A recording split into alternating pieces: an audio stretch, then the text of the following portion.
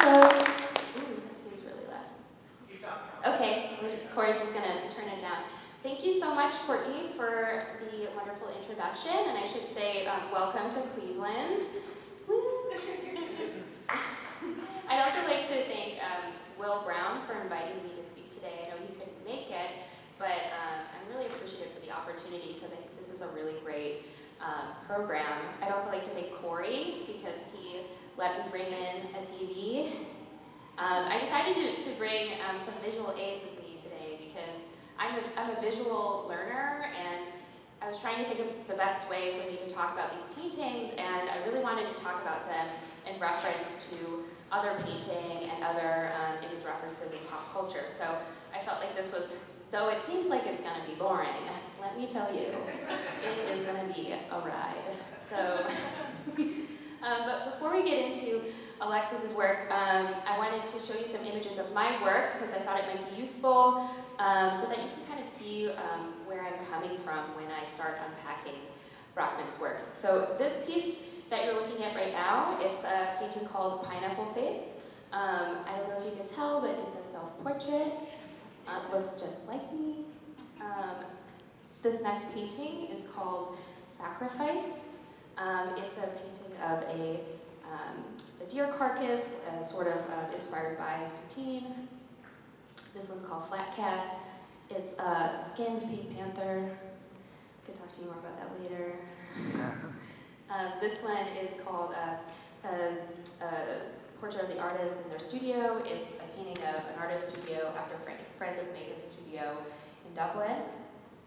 This one's called Manhattan Multiplex. It's a painting of, or an interpretation of Donald Trump's 1985 apartments. This one's called For Lovers Only. It's a big memento mori sort of painting. And this one is called The Biggest Piece of Chocolate Cake the World Has Ever Seen. It takes after a painting from by George Gross, post-war, and then also some anti-Nazi propaganda work by John Hartfield. But anyway, as you can tell, I'm a painter, and I also work as the gallery director at the Cleveland Institute of Art. One of the things I appreciate the most about Rockman's work is that it's multi-layered, and by that I mean there are several points that a viewer can access it. For example, I don't know if you guys made it, but Ryan Dewey did a talk in November where he talked about the sort of scientific ends of Alexis Rockman's work. It was a really great talk, and I'm not going to be talking about the scientific ends of Alexis Rockman's work because I think Ryan had a good handle on that. So instead, today I'm going to be addressing this body of work through the lens of painting, art history, and popular culture. The thing I find most compelling about Rockman's work is his deep love of the practice and how he fuses multiple influences from art history to field study diagrams to film, in particular science fiction and horror movies from the 70s and 80s. We'll get to that later. In order to create these multi-layered paintings that are reflective of his unique vision that is equal parts apocalyptic and seductive. So we're going to start here with this quote. I took this from a book called Badlands, which is named after an exhibition that Rockman was in of the same name. It was a group show, and the quote is, "What results from the link between history and the present is a new phase of landscape art, one that is ecologically aware and verging on the pre-apocalyptic, but one that also holds onto the sublime beauty of the past, to preserve a history while pushing it forward into new terrain." So I decided to bring this quote out because I think it really talks about everything that we're going to be addressing today and everything that Rockman's work is really about. It's about addressing art history, addressing the past, and then also addressing the future. So using the lens of the past to look forward into the future, I think is very much everything that he's doing. So we're going to talk about the history of landscape painting, like it's the abridged version. So we're going to start with Hieronymus Bosch. This painting is called The Garden of Earthly Delights. It was painted between 1490 and 1550. It's interpreted to be an allegorical triptych depicting the dangers of worldly indulgences. It's meant to be read narratively from left to right, similar to the format of the Great Lakes cycle painting. So like if you're looking at the painting, the left side is sort of this historical referent, and then as you move to the right, that is the future or projected future. The left side of Rockman's paintings depict a serene historical vision of the natural environment, while the right reflects the potential negative effects of human intervention. Also, so when you're looking at this painting by Hieronymus Bosch, the left side of the panel, you can see it's Adam and Eve. God has made this perfect garden in his vision. And in the center panel, these are presumably the children of Adam and Adam and Eve, in Eden, sort of having a grand old time. There's eating fruit, they're having a great time with eggs, there's flowers coming out of all sorts of orifices you wouldn't think would be comfortable, but they seem to really like it. And then the third panel, of course, you know, all hell is breaking loose. Eggs are not so fun anymore. Let me tell you about that. But really, again, it's about this story of, you know, what can happen if you live life too indulgently and, you know, don't take care. Also, I think with Bosch's paintings, Rockman uses a lot of fantastic imagery alongside some of the more scientific rendered images, and so I think he might be lifting some, you know, some of this idea of like imagining into creatures and making them sort of strange and fantastic in that way. So we're going to fast forward a little bit and talk about some Hudson River School painting. This painting over here is called The Oxbow. It's by Thomas Cole, and I've decided to juxtapose these two paintings next to each other because I think there's a lot of similarities between the compositional setup, and I think he's definitely lifting some things from there. Thomas Cole was considered to be the father of the Hudson River School movement, which is an offshoot of Romanticism. It was the first US-born school of painting. Let's see, and then we're going to move to this series of paintings. So this is a series of paintings also by Thomas Cole. It's an allegorical series of 5 works titled The Course of Empire. And it starts here with the Savage State, which is the first panel. I know it's going to be hard to see, but very, very teeny tiny. There's figures in there. There's people living off the land, but it's sort of the ideal relationship between man and nature. It's very symbiotic. And this next panel, it's called the Arcadian or Pastoral State. The land is altered slightly. You can see there's a little hut in the background, but things are still as they're supposed to be. And then here you see the consummation of empire, which, you know, we've totally taken over the entire land. There's some really ambitious architecture. We're indulging, sort of like Hieronymus Bosch, we're indulging into the landscape. So you can predict what's about to happen. This panel is called Destruction. A great battle is taking place. They're destroying everything that was built. Ultimately, man is the architect of his own destruction. And then in this last panel, it's desolation. So everyone who was living there is gone, and all that's left is the ruins of a civilization, and nature has taken back what was theirs. So really, this painting is inspired by Cole's trip to, you know, the ancient ruins of Rome, and he really believed that America was going to be the next great empire. So that's kind of an interesting little fact for you to chew on. And next we have Frederick Edmund Church, and his painting is called Niagara. It's from 1857. Church was a student of Thomas Cole's, and I bring this painting up because Rockman directly references it in Forces of Change. I have a picture, but it's over in there. So in the upper left-hand corner of the painting, you can see the falls, and I thought that was kind of an interesting juxtaposition. He's definitely lifting from there. But Church's painting really embodies everything that the Hudson River School movement was about. It was about spiritual optimism, it was about manifest destiny, all that good stuff. Or maybe not so good stuff. So then we can move a little more forward, and we have J.F.W. Turner, or William Turner. and his shipwreck paintings. They're definitely more expressionistic in the way that they're painted. And he was really interested in the violent nature of the sea and how he could use painting in an expressive way to depict that. So this other painting by Turner is called The Slave Ship. It was inspired by the horrific Song Massacre, where the captain of a slave ship ordered over 100 people to be thrown into the sea in order to collect insurance payments on the dead once they reached land. So Turner presented this painting at a meeting of the British Anti-Slavery Society in the hopes to gain the attention of Prince Albert so that they would abolish slavery worldwide. So again, you have, you know, an artist who is using painting to address a cultural ill. And I have this little close-up, and that's from this painting right over here. And I thought of Turner particularly in this sort of piece of the painting because, you know, Turner painted a lot of shipwrecks, and there's some obvious connection to Rockman's work here, particularly where, you know, this is a toxic storm, and here's a ship sort of sailing in there. It looks kind of like it's ripped directly from the pages of a Turner painting.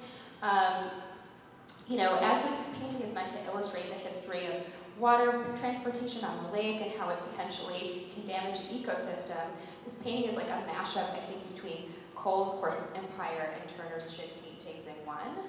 It depicts the entire, this painting right here, it depicts the entire course of an allegorical story with expressionistic elements. And we can talk a little bit more about, you know, Rockman's use of paint. This painting right here is an earlier work of Rockman's. It's called Heat Lightning. It's from 2008. And I decided to bring this one up because I thought there was a lot of, again, there's a visual correlation between, you know, the expressions of mark making that's in a Turner painting and how Rockman chooses to depict a tumultuous storm or the unruly nature of, you know, of a storm in general. And here are some other areas where he uses material in this specific show. He uses paint sometimes not as just a tool for a depiction, but as a means of conveyance. And, you know, like really what does wood decay, and this piece is like, you know, that piece is over there. If you look closely, the way the paint is, it's sort of like chipping and dry, and it really feels like rotting, dry, decaying wood. There's some more decaying wood. That's from the paint behind you, from Watershed. And I really enjoy this like oil slick, toxic sludge that's in Forces of Change over here.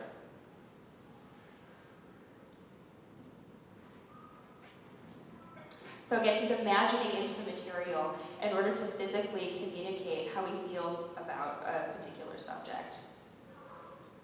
I've also wanted to bring up Winslow Homer. This painting is called The Hairy Nets from 1885. He was a more illustrative painter. He was a magazine illustrator. His late life seascapes are inspired by the raw power of the sea, of course, and its relationship to man. Homer's use of light helps to create this dramatic atmosphere that's in this painting, and I think that also correlates to how Rockman uses light in a lot of the paintings of the Great Lakes.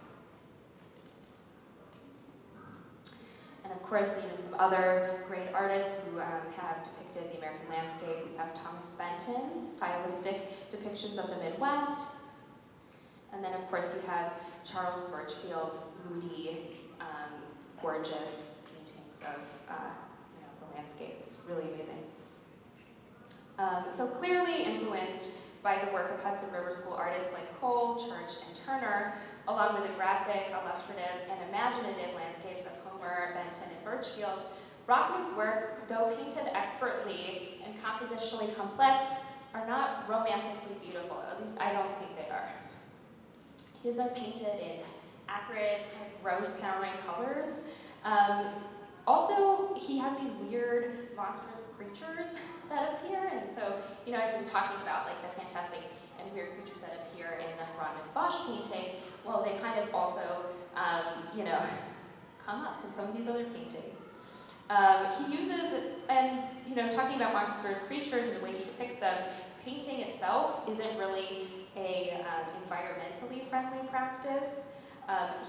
Rockman uses alkyds, dryers, terpenoids, and heavy metal-based paints that are all very toxic substances. I think the tension here, though, is intentional, because ultimately painting is a practice where these multi-layered and paradoxical experiences can happen. And it tells me that I think that there's something more here happening for Rockman than strictly trying to deliver a moralistic message. So, I'm going to move on to some other artists who deal with landscape. I think it's important to talk about artists who aren't painters, even though I love painting, because I think it helps to tell the more complete story of what I think Rockman's looking at and thinking about when he's making his work. Not just the works in the Great Lakes Cycle, but I think his work at large. So this is a photograph by Ansel Adams. It's called The Tetons and the Snake River. It was made in 1942. Ansel Adams was an avid environmentalist who was meticulous in the darkroom.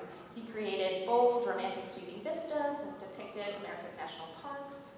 So you can kind of also see the callback to the Hudson River School paintings of the 1800s. This is Louis Baltz. So Louis Baltz is kind of a foil to a photographer like Ansel Adams. He's part of the new topographic movement, so he challenges the sweeping romantic vistas of an Adams sort of photograph by chronicling instead the man-altered landscape. So this here, I think, is, he's photographing condominiums. It's called Sunflower Condominiums Looking West. So, you know, it's sort of this boring dystopia and unromantic, like presenting something very unromantic, the landscape in particular, in a very unromantic manner. This is work by Robert Adams. It's called Interstate 80. So similar to Louis Baltz, Adams also is chronicling, you know, our building over land, like man's intervention. So this is Interstate 80. So he's depicting us putting in a highway in the middle of this landscape. And of course we have Robert Smithson, Spiral Jetty. So the Spiral Jetty is meant to make you consider man's relationship to nature and the cosmos through your physical relationship to the landscape. Obviously it's the most famous environmental land work, sculptural, physical, all those things. And Richard Long, this piece is called A Line Made by Walking. So the artist walked back and forth on the ground until it formed a line in the grass, and then he photographed it.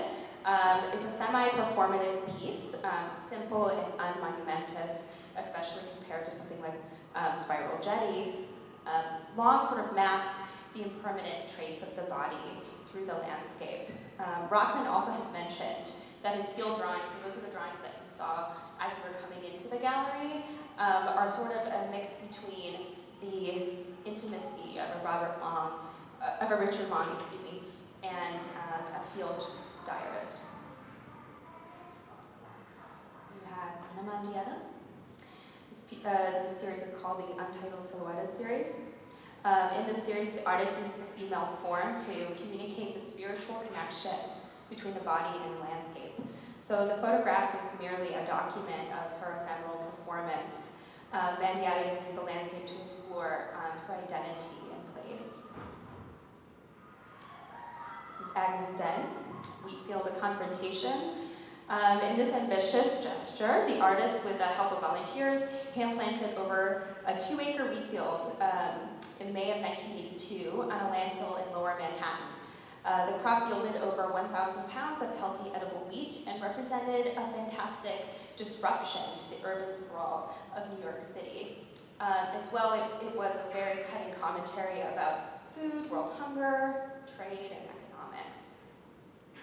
And also just like an amazing feat, I think.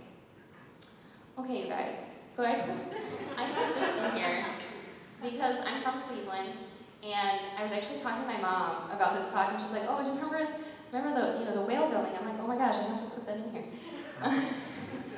I think it's kind of funny because when I was a kid, I used to think that there were whales in Lake Erie because I didn't really understand why there would be this giant painting on top of a building of whales and a giant open body source, and it wouldn't be Lake Erie. And I also think it's really funny because I've heard, so it's part of the Cleveland Public Power building, and I heard that the inside is like really falling apart. So you have this like decrepit building when on the inside, and then on the facade is this like majestic painting of whales. I don't know. I thought Alexis Rockman might appreciate it. I don't know if he's seen it or not, but I'm just saying. So I've included these selections in here. These are just little snapshots from most of the paintings in here. I think the only thing I missed was there's a little zombie ghostfish. That's in Alexis Rockman's words. It's called the zombie ghostfish in the right corner of that painting. But I wanted to talk a little bit more about the fantastic hybrid creatures and animals found in Rockman's paintings. So though Rockman's message is very serious, his paintings depict a strong warning about the dangers of climate change and man-made natural destruction. The way Rockman tells us this is with a very darkly funny and strange sensibility. So you can see the chicken, I think, is my favorite. Like, it's right behind you in Watershed. It's just like the weirdest thing I've ever seen. So he clearly gets a lot of inspiration from field guidebooks, National Geographics. I particularly love these Golden Nature books as well. There's a lot of really great, beautiful illustration. But I think he's equally interested in science fiction and horror movie illustrations as well. So his paintings are sort of like the science experiments gone wrong. So Rockman's creatures recall pulpy illustrations from science fiction, fantasy, and horror comics, or Frankenstein monsters from movies. For Rockman, these creepy and absurd creatures are the monsters that we made real through toxic pollution and destruction. So these are some earlier works of Rockman's that I pulled from 1997. This one's called Donkey, and this one's called Golf Course. These are part of a mixed media series of dioramas that were used with a combination of real objects, painted elements, and photographs. So I think these works show off his playful experimentation with material, but are also evidence of his dark sense of humor and affinity for monsters. This donkey really creeps me out. So Rockman cites special effects artists Willis O'Brien and Ray Harryhausen as influential to his practice. At first, it's unusual to think that the work of a special effects artist would be important to a painter, but Rockman's paintings are very cinematic. The scenes Rockman paints present a full-screen panorama of events. The narrative reads, again from left to right, with action occurring both above and below the surface. In an interview about his work on the production illustration for Life of Pi, Rockman calls Willis O'Brien's special effects work in the 1933 movie King Kong undeniably one of the most vivid and complete worlds he's ever seen. So I have a little treat. Here's a preview, or an original trailer from King Kong.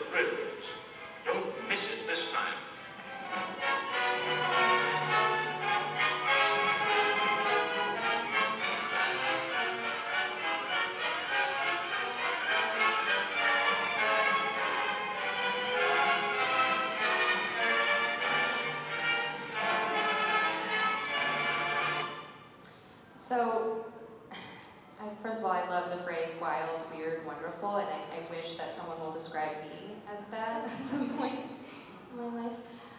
But I think this idea of world building is what interests Alexis Rockman.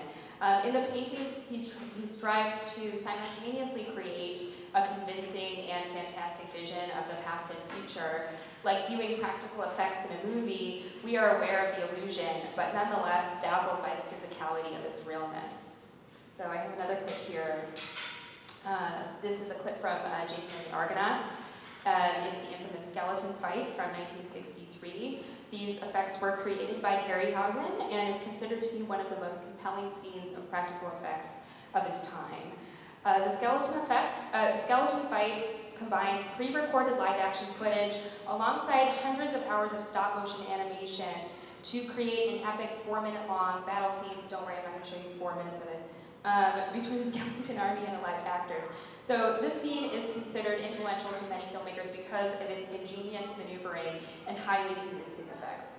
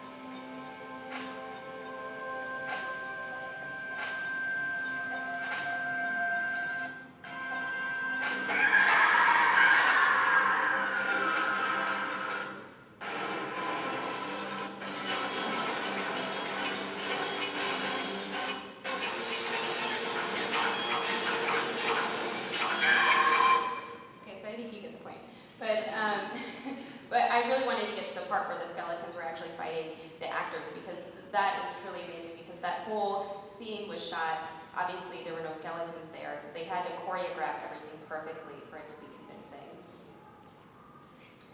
So moving on to H.R. Geiger. I also think that H.R. Geiger's film production drawings, here we see some concept drawings from the movie Alien. Artists like Geiger are charged with creating, again, the atmosphere to a film, and this idea of world building translates, again, very well for Rockman in his work. I also think that the face-eating monster from Alien looks a lot like some of the dangerous bacteriums that are like human-sized in Alexis's work. Okay, so I think that there's a lot of visual correlation too between the monsters in Star Wars and Alexis Rockman's work, particularly the Sarlacc monster and the E. coli kraken. Again, that's what Alexis Rockman calls that monster. He calls it an E. coli kraken, so it's clearly supposed to be a monster. So the Sarlacc monster is a semi-sentient plant-like creature that devours human beings. And sort of, it's kind of like a carnivorous plant. And I think that's very similar to the E. coli monster in general. And just for the heck of it, I have a clip of this. Let's see the pit in action.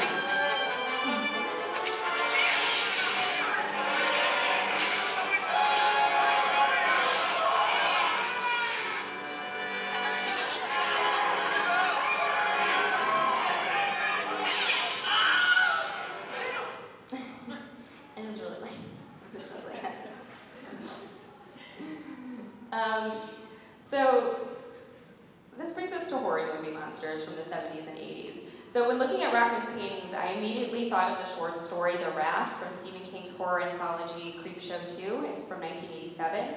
So it's inspired by the pulp horror comics from the 50s and 60s. Creepshow uses over-the-top practical effects, and in this clip, the monster manifests into an oozy, algae-like lake monster. I think Rockman, again, would appreciate the physicality of the medium here.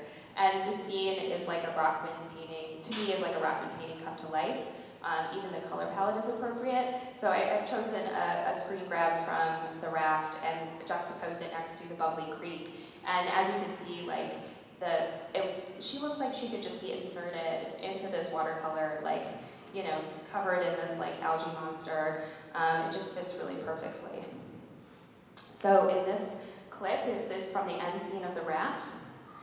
Leading up to this point, a group of teenagers come across a small lake and decide to go swimming. Guess what? That's a bad idea.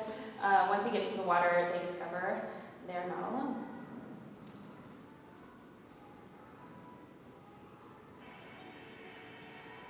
It's gross, guys.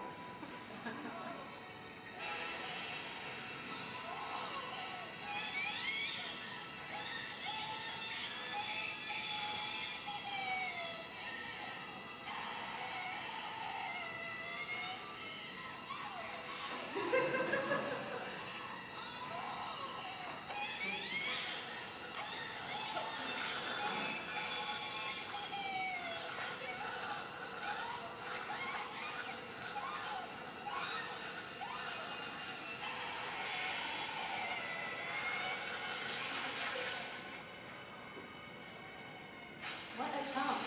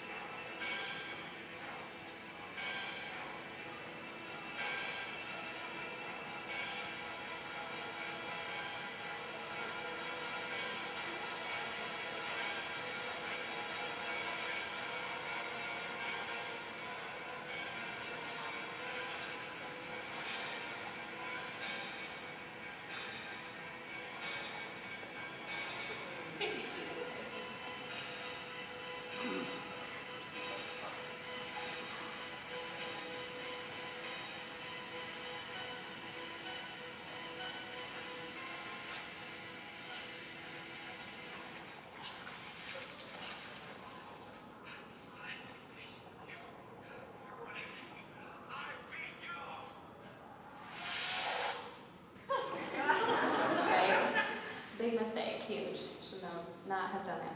Okay, so what the Raft teaches us is that we can't beat nature. It was here before us, and it will be here long after us. And if we're not careful, it might, seek some revenge on us or something. Whoops, not again. So I've also selected another clip here from the 1985 movie Return of the Living Dead. It's one of my ultimate favorites.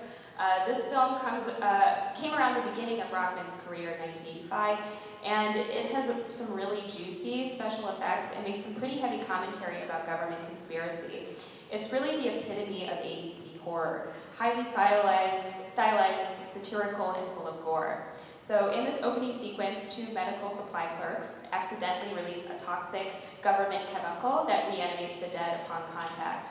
The chemical was a failed chemical weapon produced by the US military.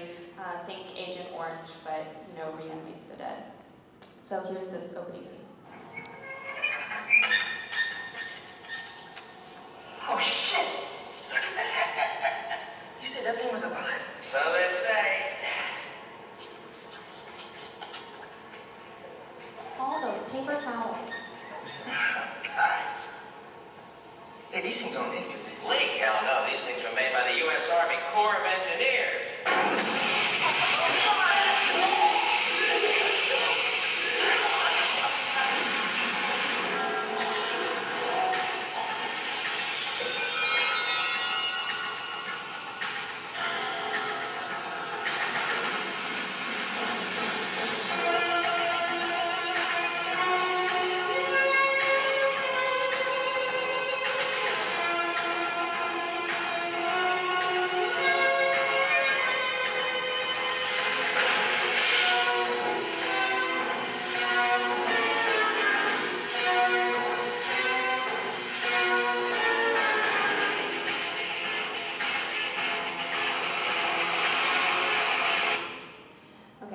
So as you can see, the toxic chemical is being released through the air vents of the medical supply center and then out into the world.